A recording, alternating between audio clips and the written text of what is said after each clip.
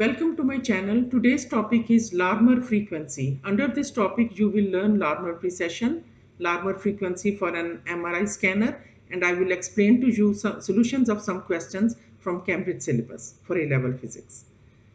As you have learned in the last lesson that MRI relies on the fact that some atomic nuclei behave like tiny magnets in an external magnetic field. Kindly remember that I have told you also that the human body is composed of 70% water. That means hydrogen is in abundance in human body.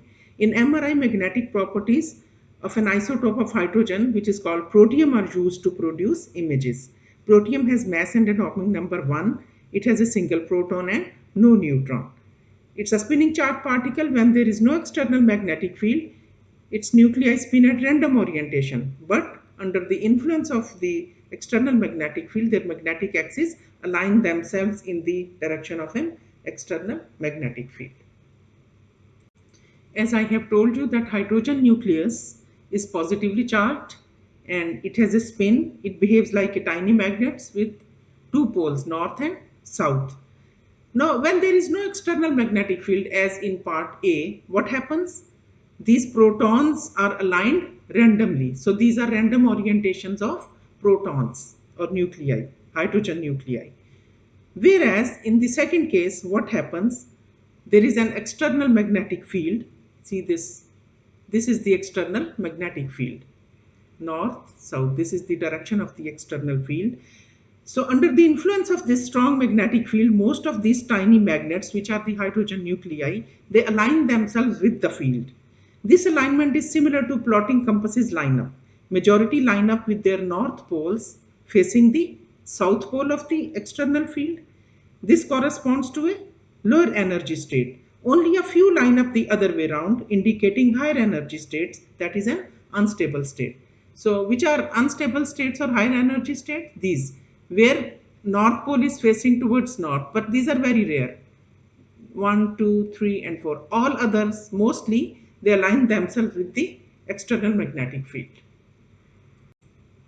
And this is just a clear picture of the orientation of hydrogen nuclei and their axis under the influence of external magnetic field when radio frequency signals are sent. In this diagram, you can see that this is a spinning top and it rotates about its axis. This is the direction of the rotation of spinning top. This is axis of rotation. Moreover, at the same time, this axis precesses about the vertical. This is the path of precession, which is the direction of the gravitational field. In a similar way, a proton spins as well as its axis of rotation precesses about the direction of the external magnetic field.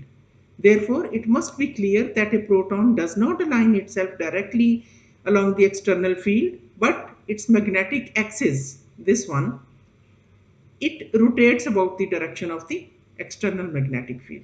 This rotation or gyration action is known as precession. Nuclear magnetic resonance and relaxation time. Now, each proton absorbs a photon when its frequency equals the frequency of precession of its axis of rotation about the strong external magnetic field. Now, after absorbing a photon, the proton jumps into the higher energy state. This phenomena is called nuclear magnetic resonance. Now, when the RF waves, radio frequency waves, are switched off, what will happen? The proton gradually relaxes into their lower energy states by releasing photon, the excess energy in the form of radio frequency wave or photons, right? Now these are detected and the rate of relaxation that follows an exponential form. See, this is the exponential form. So this rate of relaxation that follows an exponential form or pattern, decay pattern, tells us something about the environment of the proton. And this relaxation time forms the basis of medical applications of nuclear magnetic resonance. Thank you for watching. This is MRI scan of a healthy human head. Different tissues in a healthy human head are colored differently because they indicate different relaxation times. Now the angular frequency of precession or the Larmor frequency is denoted by omega naught and it is equal to gamma b naught, where gamma is the gyromagnetic ratio and it depends on the individual nucleus, and B naught is the magnetic flux density. Now it must be noted that omega naught is measured in radians per second. That means, strictly speaking, it is not angular frequency, but it is angular velocity, because velocity's unit is distance divided by time. Now for protons, this gamma is 2.68 into 10 raised to the power 8 radians per second per Tesla. And B naught for MRI, the external field is, we know, very strong, which is of the order of 1.5 Tesla, thousands of times the strength of the Earth's field. So the precession frequency F naught comes out to be, after calculation, 64 megahertz, which lies in the radio frequency region. So the workout is given in the next slide. So this is the workout. We substitute values of gamma, magnetic flux density, and this we know pi is 22 by 7, which is 3.14. So it is F naught is 6.4 into 10 per 7 hertz, and then we know that 10 raised per 6 means 1 mega. So it is, after simplification, comes out to be 64 megahertz, which is frequency of external magnetic field, and it lies in the radio frequency region. Now another question is that protons precess at a frequency of 42.6 megahertz in an external magnetic field of flux density 1 Tesla.